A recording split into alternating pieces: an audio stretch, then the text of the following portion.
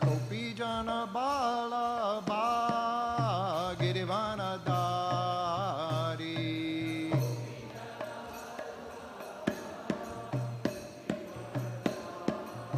Jasoda Nandana Braja Jana Ranjana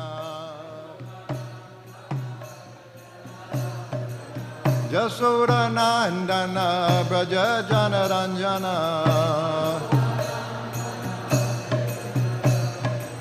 Yashoda Nandana Braja Jana Ranjana Jamuna Tira Banachari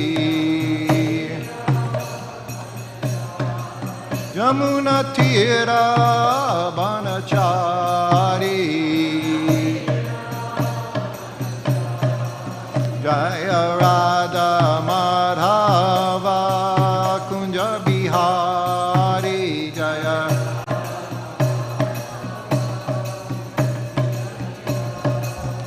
Jaya Radha Madhava Kunja Bihari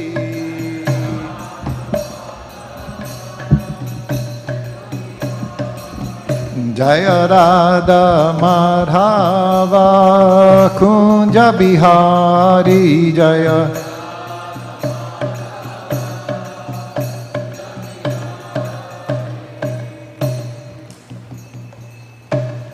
Jai Om Vishnupad Paramahansa Parabhajakacharya Asatara Satashisha Mat His Divine Grace A.C. Bhaktivedanta Swami Srila Prabhupada Ki Jai ISKCON BBT Founder Acharya Srila Prabhupada Ki Jai. All glories to the assembled devotees. All glories to the assembled devotees. All glories Sri Sri Guru and Gauranga. Glories to Srila Prabhupada.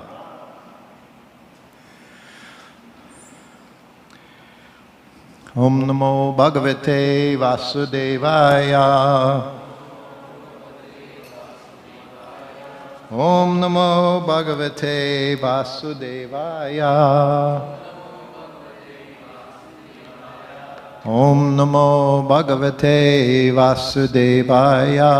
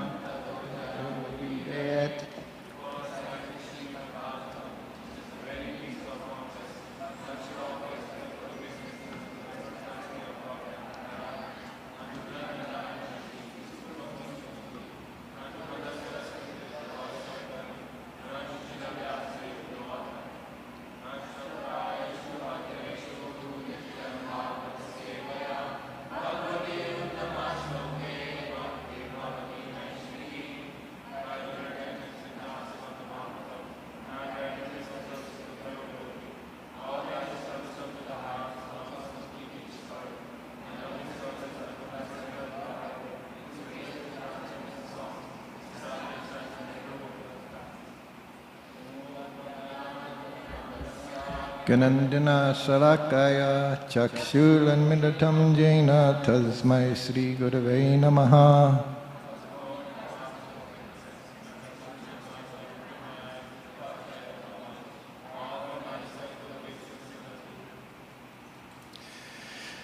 Vanchakalpa Tarubhishcha Kripa Sindhubhya Eva Cha Patitanam Pavanebhyo Vaishnavebhyo Namo Namaha. Jaya Shri Krishna Chaitanya Prabhu Nityananda Shri Advaita Gadadhar Sivasari Gaura Bhaktavinda. Hare Krishna Krishna Krishna Hare Hare Hare Ram Rama Rama Hare Hare. Hare Krishna. So yeah, this will be my last class in the morning. I have class in the evening, Sunday feast program. I hope you'll all be there this evening. And it looks like Russian devotees are asking me to do a program tomorrow evening. So I think I'll be doing that as well. So, Srila Prabhupada, I was thinking, and Prabhu also yesterday was talking about attentiveness a little bit. And I was thinking what I could speak about today. So many things, actually, so little time here in Toronto. But even as I was speaking yesterday afternoon to all the people that came yesterday, how everything is coming from Srila Prabhupada, everything we do. And I was realizing how, and Prabhupada speaks about that, the person Bhagavata. Where were we talking? You were talking about that just yesterday in the second canto. So many wonderful verses, huh? One after another, and Srila Prabhupada's purports. And we can see person Bhagavat so very important because he shows you, he shows you by his example, Acharya, what to do. What's there in the Bhagavatam, he's exhibiting the symptoms of how we follow in that way. But Prabhupada also had, like I say, as I was saying yesterday, what I appreciated, one of the things I appreciated most Srila Prabhupada was his sense of humor. That's what captivated me. How he was so happy and joyful and make jokes, laughing. Once it was 1970, and Srila Prabhupada was in Vrindavan, Mathura, and he was on the train.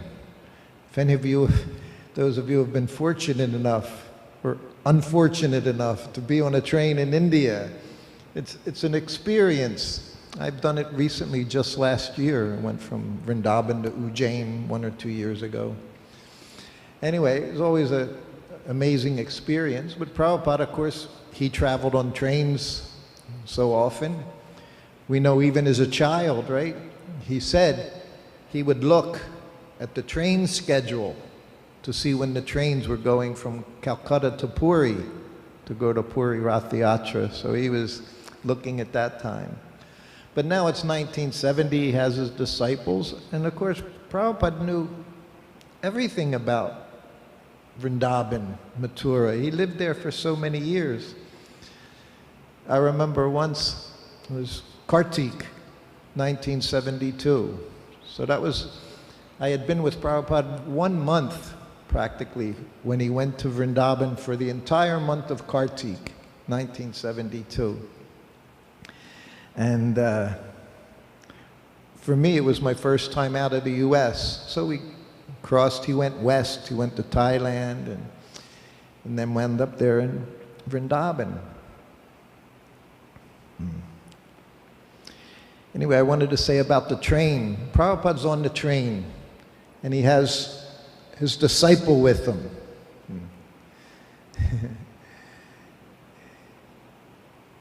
In Vrindavan, Prabhupada would go on the morning walks then during Kartik, and Vrindavan was very the same but very different. Huh? It seemed like village then. Prabhupada talked about 5,000 temples, but Raman Reti was nothing but fields. No one there, nothing there, huh? Where Prabhupada put Krishna Balaram Mandir.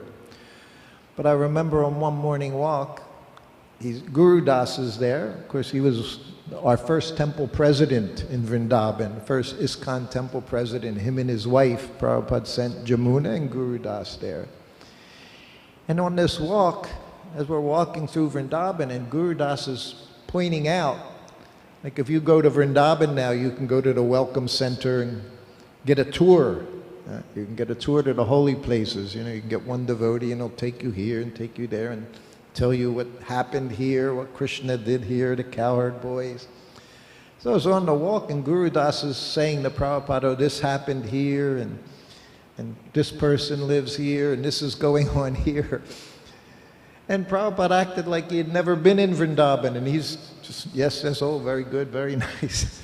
And I thought, how kind Srila Prabhupada is. He knew all these things. On the one morning walk, he saw a vulture on top of a house. The house had a dome, and a vulture was right on the top of the house. You don't see vultures anymore in Vrindavan. You hardly see the hogs, peacocks around the temple because there's too much noise, too much traffic. But as soon as Prabhupada saw the vulture, he said, oh, he said, someone's going to die in that house. Just like that was it. As soon as he saw that sign, someone's going to die there. But while he's on the train, of course, stops, makes so many stops, went in Mathura. So again, Prabhupada knew. He knew everything, the train stops and all. So he said to his disciple, you go to the kachori wala.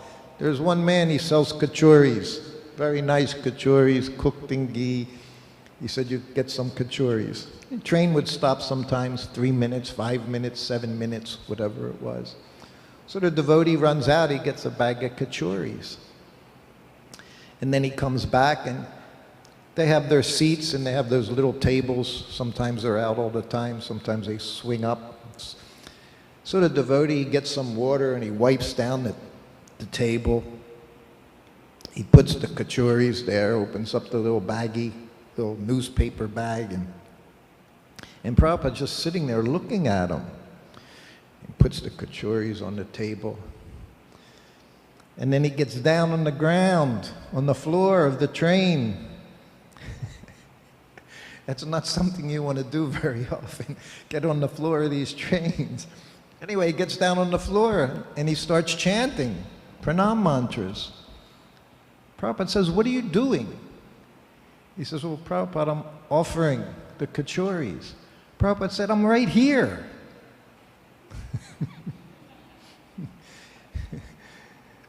Oh, it's very important to have common sense in Krishna consciousness. When we offer anything, who are we offering to? We offer to our spiritual master. There's so many letters. Prabhupada describes the process. You offer to his spiritual master, he offers to his, he offers, and it goes all the way up to Krishna. And then it comes back down and we accept it as prasadam. And Prabhupada said, I'm right here. The necessity of prayers wasn't required. Just offer it to me. This was my good fortune being with Srila Prabhupada. Devotees, sometimes they would ask me, after you cook, did you offer it? And I'd say, yes. I'd say, I'd cook everything, put it on the plate, go into Prabhupada's room, sit it down on the table and offer it to him. He was here. When the spiritual master is physically present, it makes things a little easier. That's what he did for us. He showed us how to do everything. But we have to use our intelligence. Another time in New Dwarka, Prabhupada walked, very nice. Everything was first class, stainless steel pots, stainless steel counters, stainless steel everywhere. And Prabhupada walked in there one day. The place was always filled up with young men and women, brahmacharis, brahmacharinis, whatever, preparing all the offerings for the Lord. And Prabhupada went in, and he's going through, and then he stopped, and there was a colander filled with big red strawberries. In California, all the best fruits, and so many nice oranges, all the almonds, everything comes from this San Joaquin Valley. It used to come from back then in California. So Prabhupada's looking and he sees the strawberries in the bowl. And he says, what is this? Of course, he knew what it was. But again, you never knew when Prabhupada would say something what was going to happen next. He said, what is this? So the young girl, brahmacharini, she says, oh, Prabhupada, there's strawberries. He said, oh. So he picked one of the strawberries out of the bowl, and he has it. And she says, well, Prabhupada, that's boga. And Prabhupada went, oh. He threw it in his mouth. This is the person, Srila Prabhupada, that we're dealing with. He gave us all the examples of how to do everything. But sometimes he would show us his position, very privately. He never made big announcements. He knew who he was. In Juhu, I told you, one of my favorite times was giving Prabhupada massage in the evening. Not even the daytime, noontime, evening. Because in the evening, Prabhupada's in his bedroom, and you're in there sitting or kneeling on the floor, and you're massaging his legs, massaging his feet. No one ever goes into Srila Prabhupada's bedroom at that time. So you're alone, just you and him. Sometimes he would speak to me and I'd think, he's speaking to me.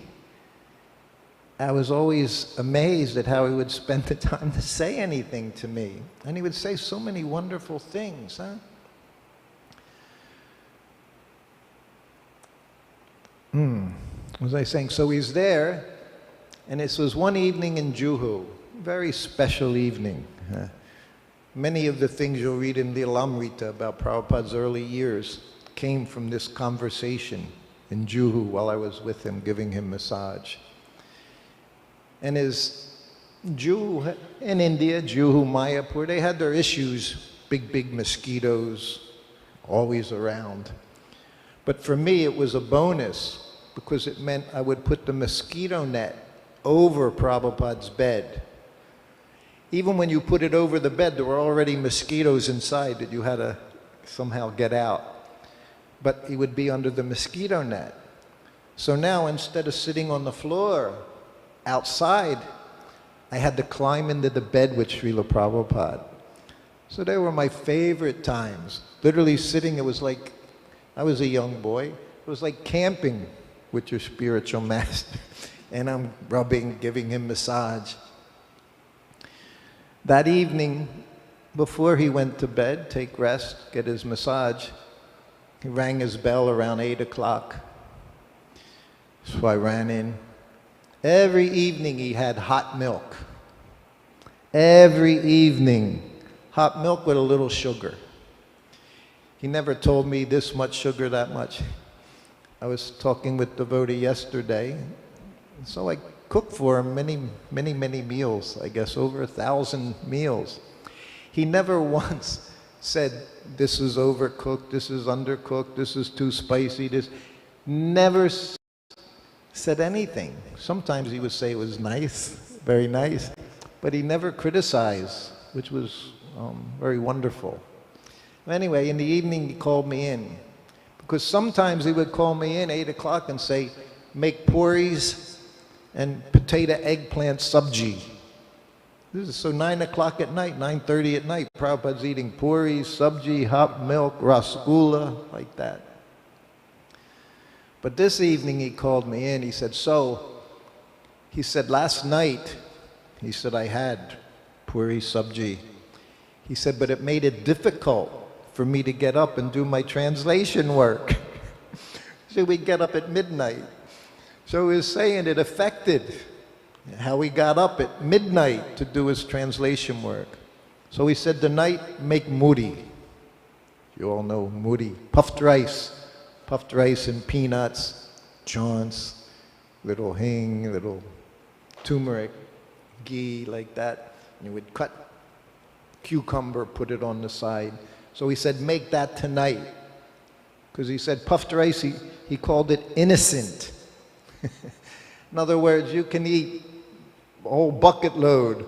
It'll just digest, you'll be fine. It's innocent, he said.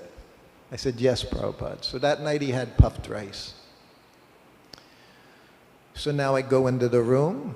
Generally around 10 o'clock, he would take that evening massage. And like everything with Prabhupada, you did it until he told you to stop doing it. You had no independence.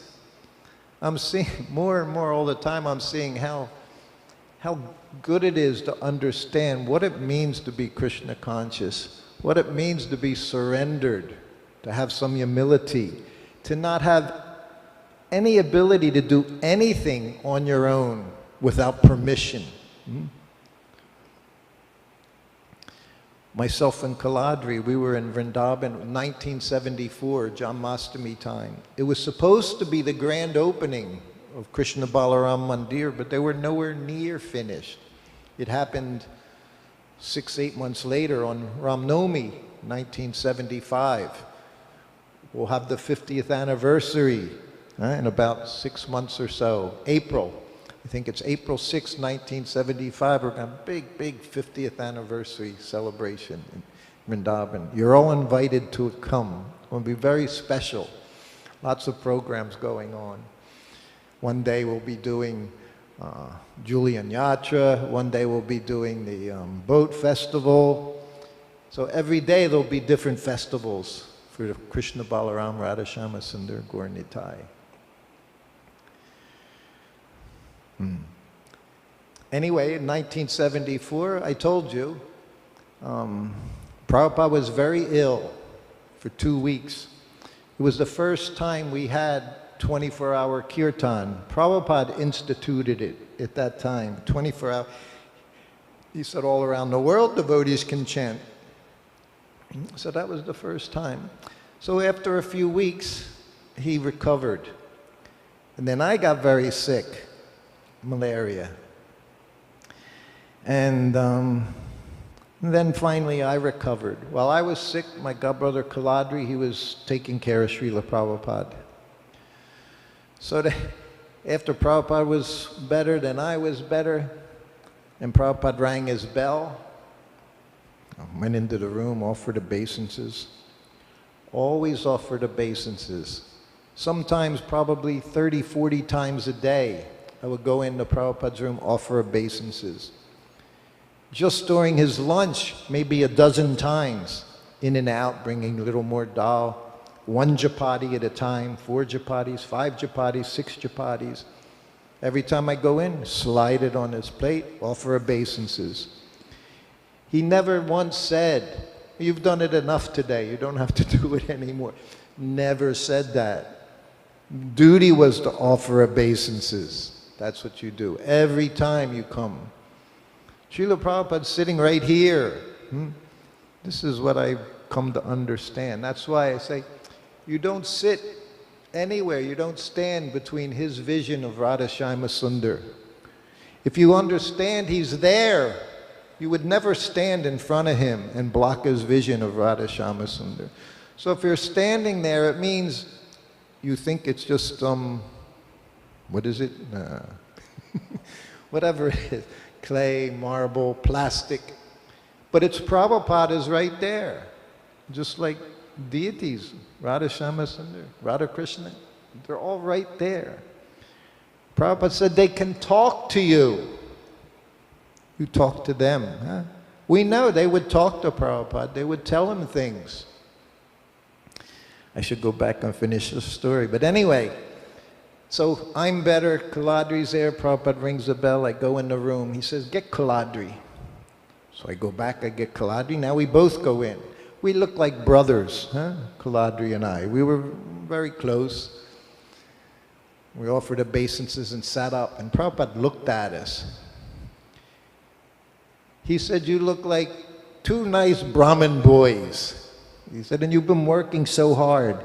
He said, "Today, you should go to the Jamuna and spend the day at the Jamuna."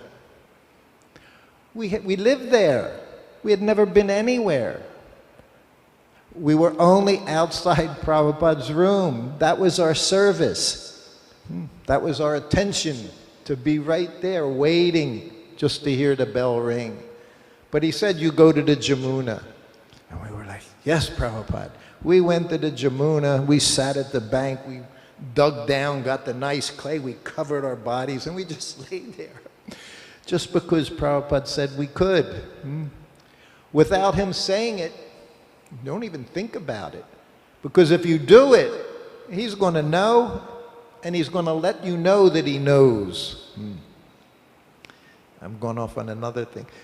In same place, Juhu, myself, Paramahamsa, Nitai was Sanskrit editor. So, as I say, being with Srila Prabhupada was very, very wonderful, but very, very intense. To be with a pure devotee 24 hours a day, when you're much less than a pure devotee, is not easy. Why did he have 12 servants in 10 years? Because it's not easy. to be with the pure devotee. So at that time, my god sister Palika, she was preparing Prabhupada's lunch.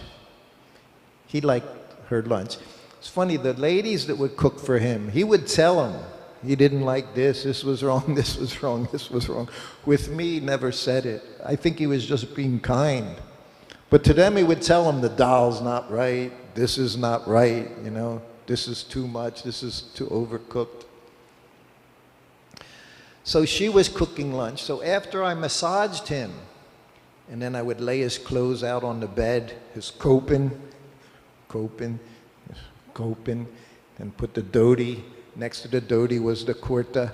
I'd button 2 buttons on his kurta, fit over his head. He already had 2 buttons done. This is attentiveness. This is what it means to be attentive.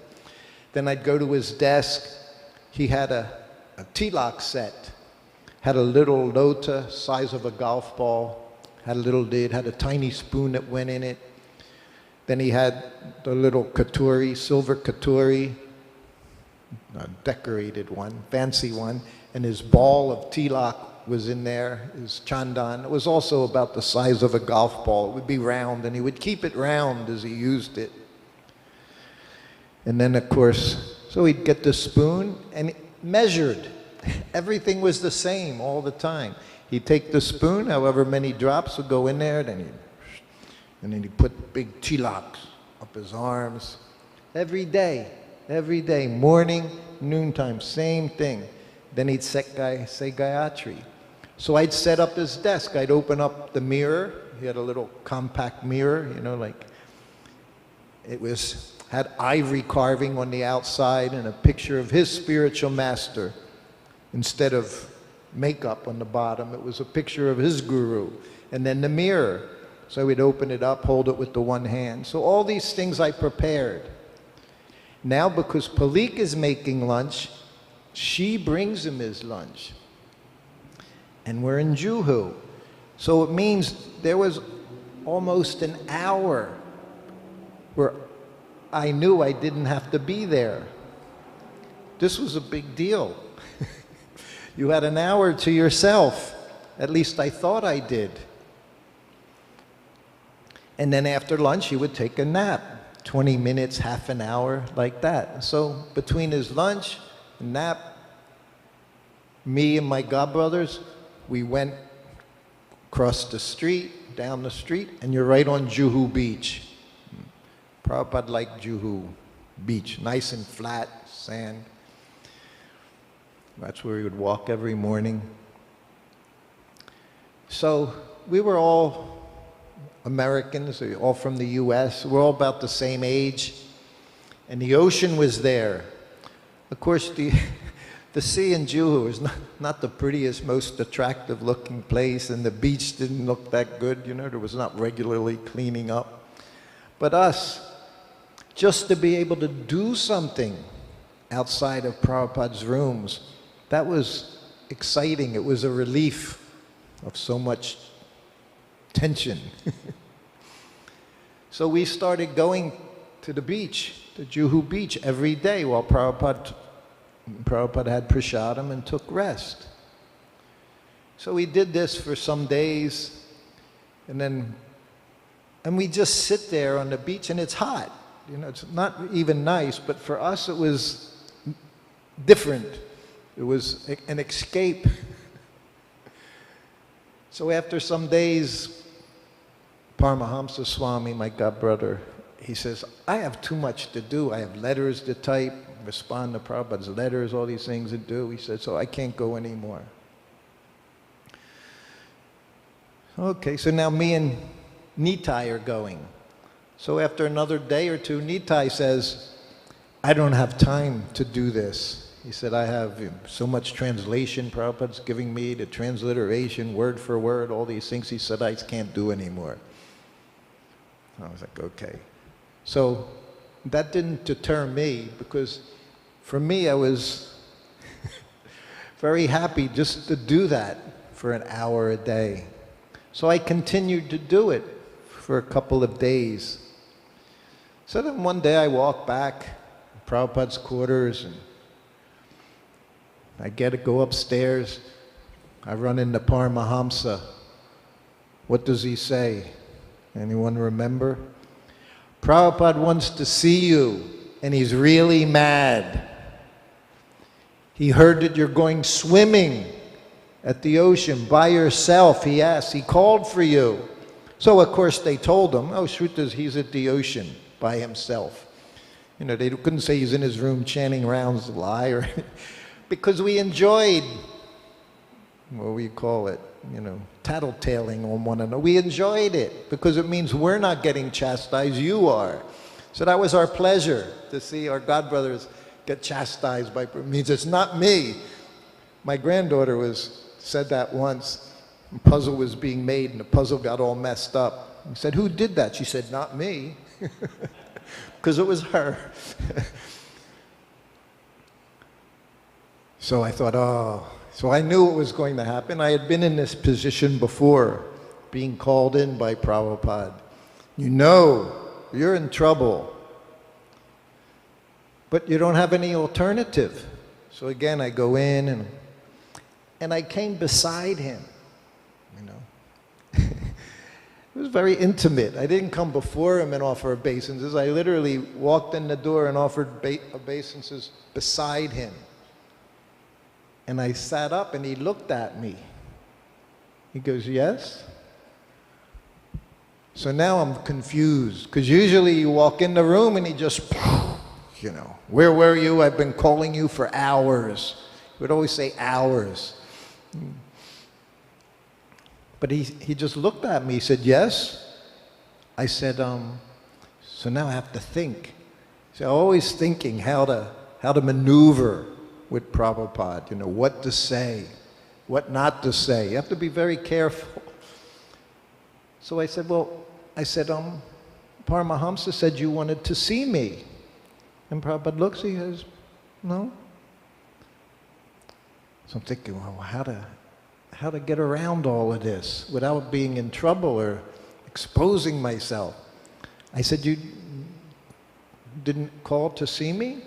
He said, no. He's playing with me. So then I had to come clean. See, this is what I say. You can't play with your spirit. You can't trick him. You can't hide anything. You shouldn't lie.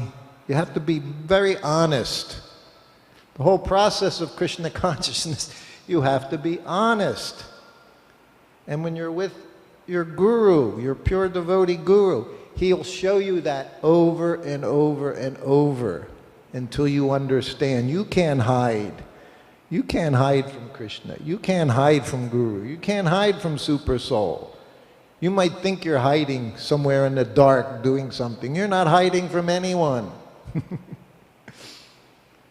So I said, well, I had to say it. I said, Paramahamsa said you wanted to see me because you were upset that I was going swimming at Juhu Beach by myself. He said, oh, you were going swimming?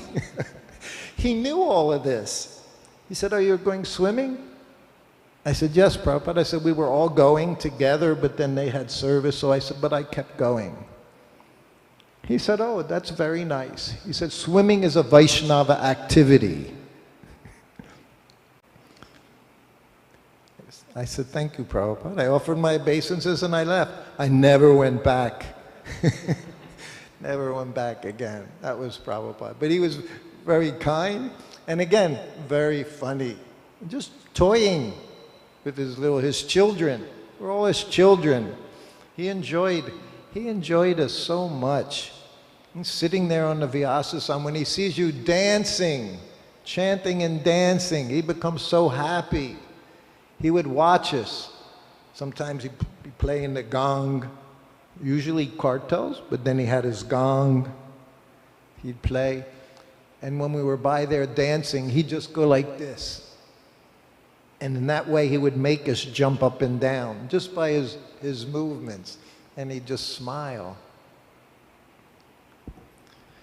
So that evening, we're back in Juhu now. I made it back to Juhu under the mosquito net. And sometimes I'd be massaging Prabhupada's back, Sometimes he'd sit up, massage his back, and I'd see a mosquito, and I'd be, and I'd see one on him, and I'm like, right on Prabhupada's back. Once he said, that's okay. He said, it's described in the law books of Manu. An aggressor, you can defend yourself against an aggressor. So those mosquitoes, they were aggressive, huh? And so it was okay to defend. So then I became very happy whenever I saw a mosquito, just poof, poof, everywhere. So then he started talking. Now he's lying down, I'm massaging his legs. And I told you, I never stopped. Sometimes you know that somebody's doing something, doing their service, doing their work, you start talking, and they stop. You didn't do that with Prabhupada. Your business is service, 24 hours a day. And as long as you're doing service, you're connected. If the service stops, your connection. Yeah? What did Prabhupada say? I'm always with my Guru, following his instructions.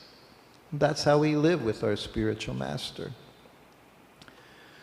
So then he's lying there and he says, my mother,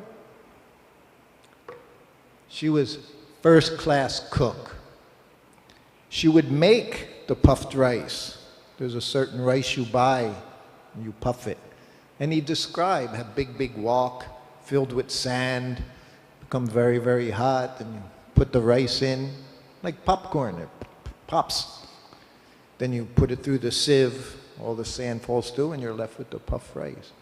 So he said, my mother, she would make the puffed rice. He said she was first-class cook. And then he just started talking about his childhood, like everything. And when he talked about his childhood, if he talked other people, he would take their character. He would talk like them. And he would just draw you in. So as I'm massaging, he starts telling me. He said, when I was young, he said, in the whole neighborhood, whenever there was festival day, he said everyone would come together, you know, like potluck. Everyone would make a different preparation and come.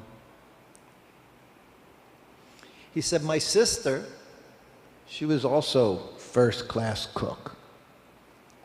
He said, my mother taught her, first-class cook. And then he said, I'm also first-class cook.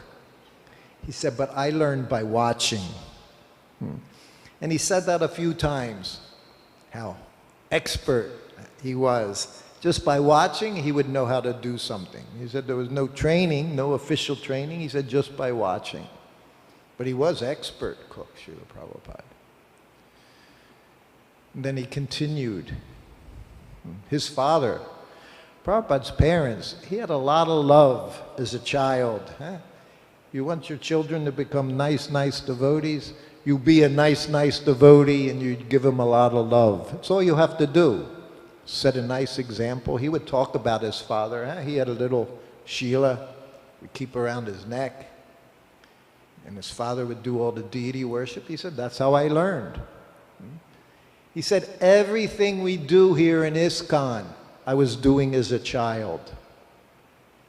He said, there's one thing, only one thing that I brought.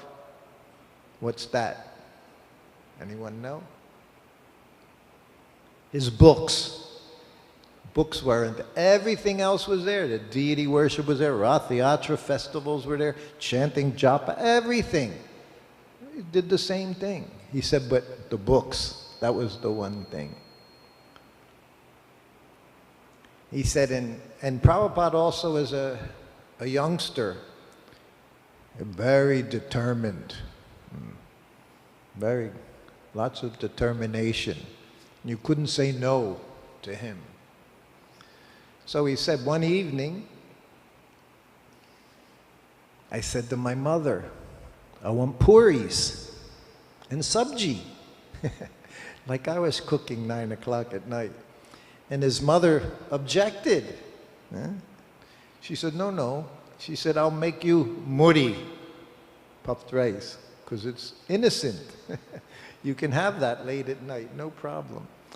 And of course, not for Prabhupada. He said, no, I want puris. And again, now Prabhupada's telling me this. And again, my mother, she objected. I'll make you moody. I want puris. He said, then my father said, if he wants puris, give him puris. And then he said, perhaps my father knew. And then I just continued massaging. I didn't say, you had to know. See, Prabhupada would tell you as much as he wanted to tell you, not more. So that was letting us know, perhaps his father knew. This person was going to spread the Hare Krishna mantra all over the world. He said that a few times. Perhaps my father knew. And then he said, he would go out, his father would take him out.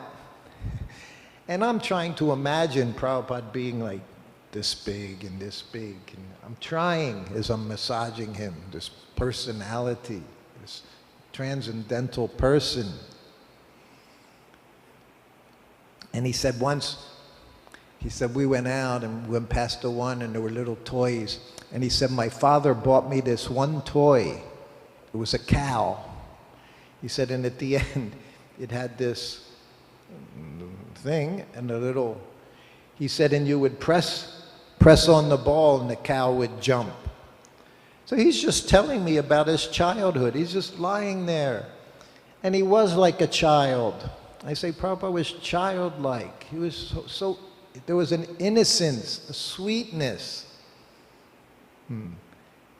Not the big acharya that everyone saw sitting on the Vyasasan. He was just this sweet, wonderful lover of Krishna as soon as he went back into his room.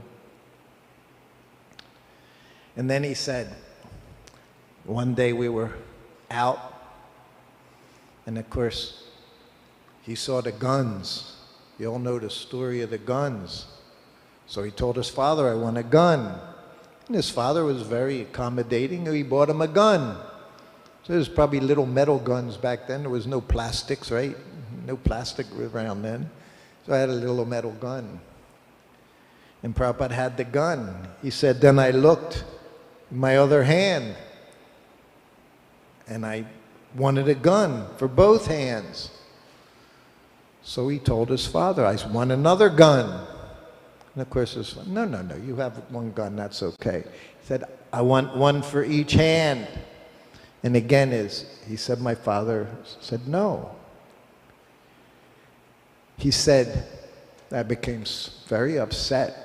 He said, I laid down on the ground and started banging my head and my hands on the ground. He's telling me this. He said, you see this scar? He said, it's from that time.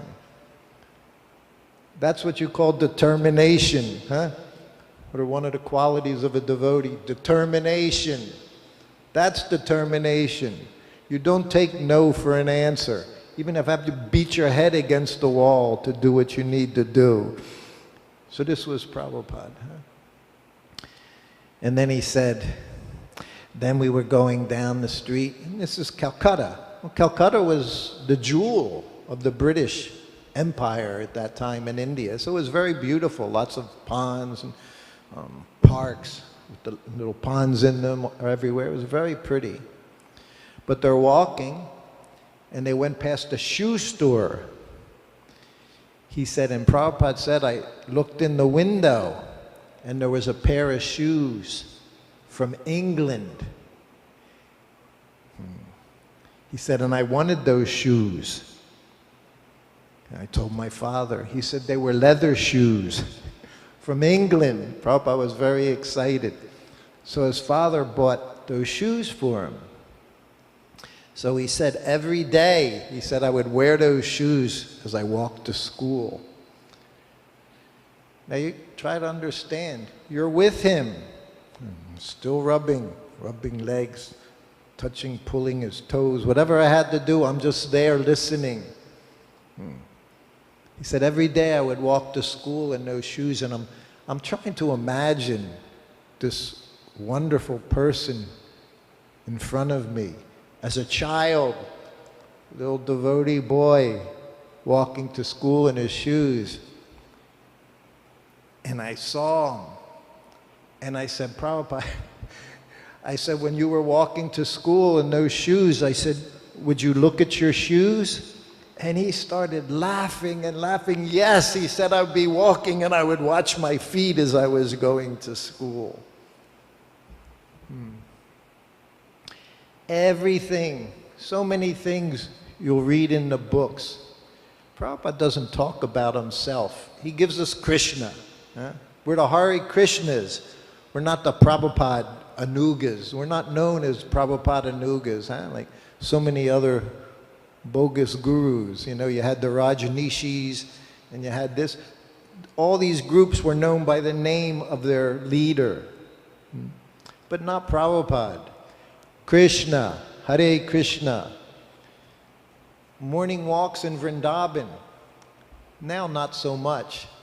But in those days, everyone, every rickshaw wala, every sabji wala, everyone, Radhe Radhe, Radhe Radhe. It's all you heard in Vrindavan. And Prabhupada would be on his morning walk. Radhe Radhe. Prabhupada, what would he say? Hare Krishna. Never said anything other than Hare Krishna. Now, of course, it's even devotees don't understand Prabhupada's heart, what he wanted, how much he wanted this Hare Krishna to be on the lips of every person in the world. How much he wanted that. So I saw Prabhupada walking in those leather shoes, he said. Anyway, I think it's almost, I finally realized class is supposed to be over 8:30. So we have time for one or two questions. Yes, Prabhu.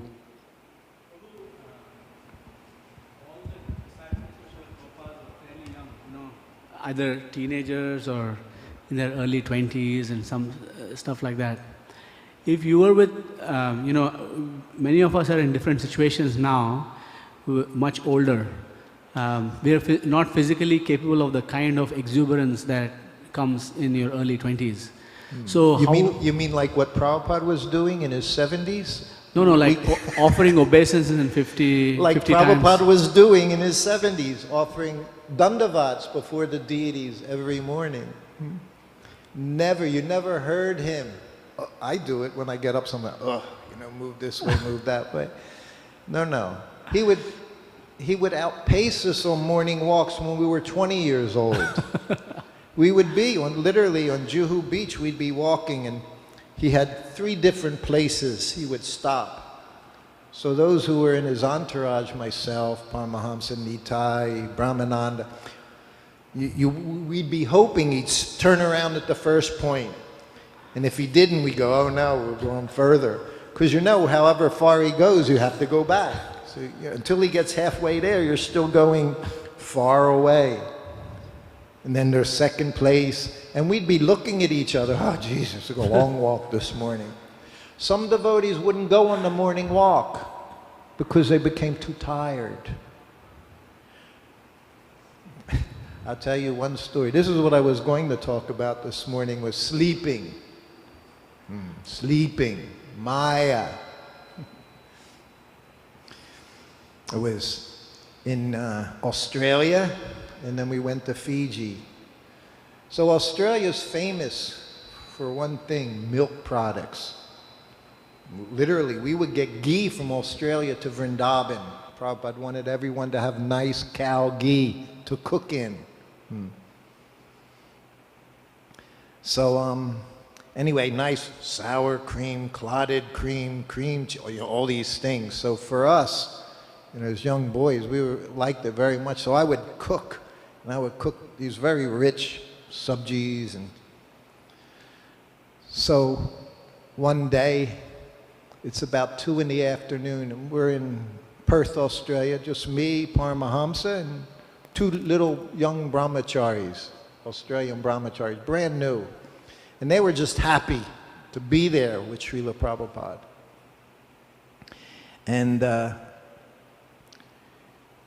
We're in the room and we're all sleeping like little babies from eating so much. We're very nicely sleeping. 2 in the afternoon. Eventually I heard a bell. And I mean, I was literally like dreaming. And I hear the bell. And I'm like, ugh, I know what I have to do. I get up off the floor, run into Prabhupada's room, and I'm offering obeisances. He didn't wait to see you. He's screaming at me. I've been ringing this bell for hours. He said, you're all sleeping like dead men. So then I sat up.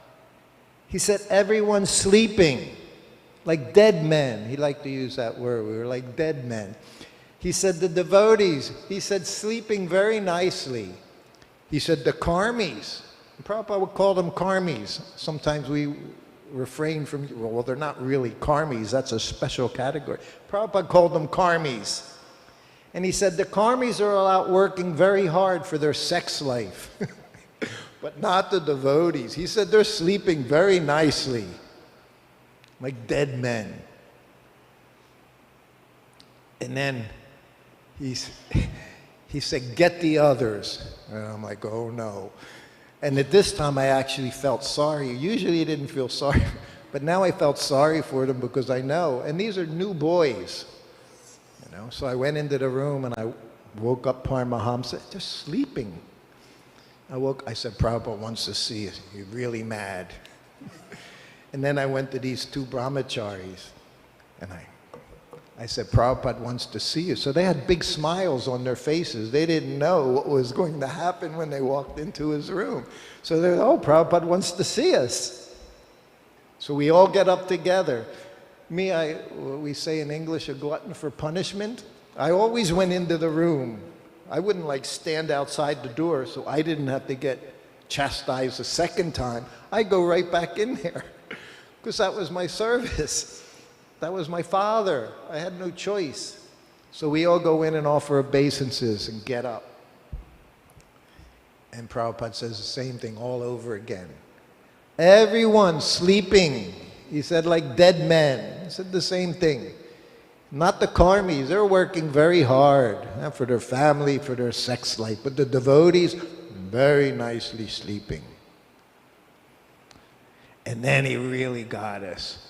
And everyone's just, he said, go on, go back to your room and sleep. And that was, we call that adding insult to injury. We're already completely fallen apart. You just want to kill yourself. Literally, you just want to jump into the Ganges or something, end your life. You've displeased your guru. Go on, go back, sleep. So we all, heads down, we walk back to the room. Now everybody's sitting, Hare Krishna, Hare Krishna, Krishna Krishna, Hare. No more sleeping. And then the bell rings again. So I thought, oh, now what? I go back into Prabhupada's room, I offer obeisances. He said, call everyone in. So I went back. I said, Prabhupada wants to see you. So now they're not so excited. They think, oh, Prabhupada wants to see us. Now we're all, we say, walking on eggshells. We're all walk into Prabhupada's room. We all offer obeisances. And Prabhupada looks at us. He said, so we'll have class. How wonderful. He said, we'll have class. He looked at one of the boys, brahmacharis. He said, you get one of the books and read. So right behind him, there's a shelf with books. The only books on the shelves anywhere in the world were Prabhupada's books. He didn't have anything else on there. No encyclopedias or magazines other than BTG magazine. Nothing, just his books. And while I was with him, every month it expanded, those books. When I was first with him, there was just first, second canto in that bookshelf. Then the third canto, the fourth canto, sixth canto, it just expanded. And then the entire Chaitanya Charitamrita. So the bookshelves were filled. So Prabhupada said, get a book and read. And he's looking at the one brahmachari. So what does the brahmachari say? Who knows? Which book? What does Prabhupada say? Any book. Any book. So devotee gets the book. We were frightened by Prabhupada. He gets the book. And what does the boy say? He looks at Prabhupada. Where should I read, Prabhupada? What did Prabhupada say? Anywhere. How fortunate are we?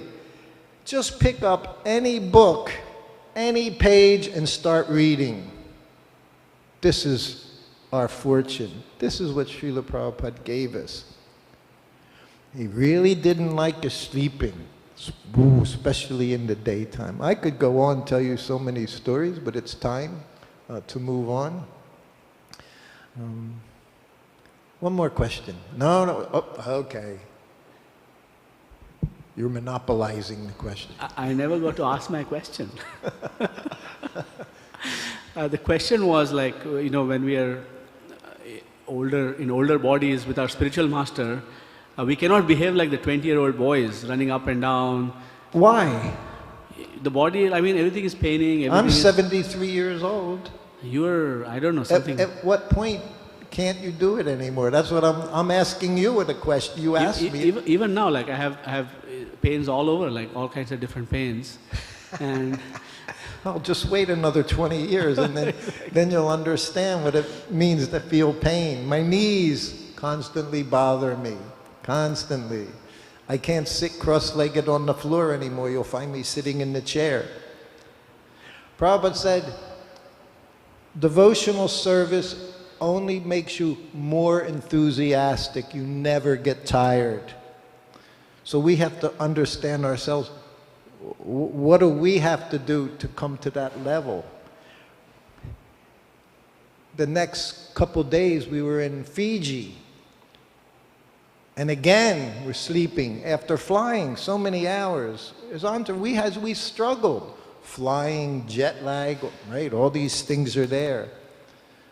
So again, Prabhupada rings the bell in the afternoon. It wasn't afternoon, it was like 10 in the morning. He said the same thing. He said, I've been ringing this bell. He said, why are you sleeping?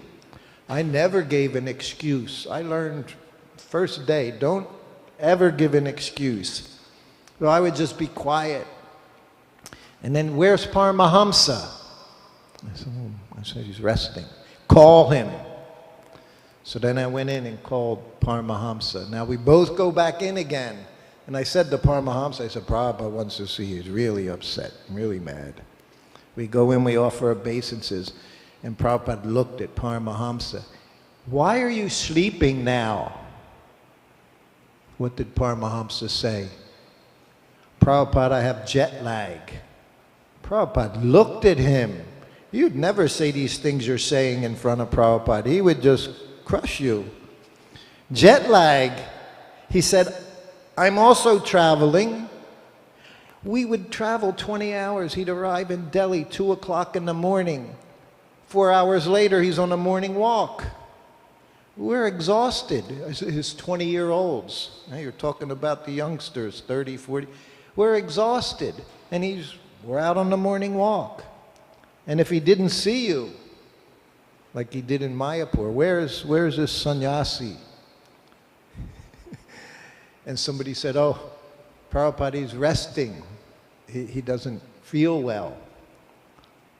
And I'm next to Prabhupada, and again, so I said, next to Prabhupada, I said, Prabhupada, he has morning sickness. And Prabhupada started laughing. People, some of you know what morning sickness is, right? Related to as a woman, when you're pregnant, you get morning sickness. So I used that analogy. I said, Prabhupada, he has morning sickness. Prabhupada laughed. He said, yes. He said, if one doesn't come to the morning program, he said, no breakfast. And that was it. So I don't have an answer for you other than what you're saying does not apply to a transcendental person. It's only because you think you're this body. When I had first time malaria, it was in Ahmedabad. Been in India for 2 months. And it was the first time. I had never been sick like that in my life. 20 years, I never was so sick. I thought I was going to die. Anyway, we were staying in a Life member's house. They brought in a homeopathic physician, had his little black little bag. He opened it up, and there's all these little bottles with the same little white pills in them, all different descriptions. He gave me a few pills, I guess, and I got better. And later I went to Srila Prabhupada. I said, Prabhupada, I said, I've never been sick like that. I've never been so sick. Prabhupada looked at me. He said, really? He said, our position in this body is to be diseased. He said, to be healthy is very rare. He said, diseased is normal condition in the material world. But then later on, I understood what the disease was. What's our disease? We think this is us. That is the disease. The whole process of Krishna consciousness is to make you rise above that understanding. Spirit soul never gets tired. And we can't be artificial about it, but we have to strive for that position. One midnight, Prabhupada called Guru Kripa into his room at Krishna Balaram Mandir. He was in the guest house. Knocked at it. Guru Kripa, he's sleeping. We're all sleeping. So I said, Prabhupada wants to see you. Oh. We both go down to Prabhupada's room. Offer obeisances. Prabhupada looks at Guru Kripa. He's a person who basically funded the Krishna Balaram Mandir with his Namhata party in Japan. Well, Prabhupada looked at him. He said, well, what were you doing? Guru Kripa said, well, I was sleeping. Prabhupada said, why? He said, well, Prabhupada was tired. Prabhupada said, I'm not sleeping, I'm up doing my translating work. Guru Kripa said, well, Prabhupada, you're a Paramahamsa. Prabhupada looked at him, he said, why aren't you a Paramahamsa? Then Prabhupada said, go, all right, go on, go back, take rest. It's something you should realize we have to strive for. But these aches and pains, they're not going to go away. You get used to it. Get used to it. All right, we should stop here. Thank you all very, very much. Srila Prabhupada Ki Jai. Hare Krishna. This morning, I don't feel good this morning. I have a cold, congested. I was thinking, well, maybe I shouldn't give class. No, that's not our program. You just do. You do, you do. You have to overcome. And then you get more rewards from Krishna. Not by surrendering to the body's demands, by ignoring the body's demands sometimes. Then you can make some progress. Okay, good luck. Hare Krishna.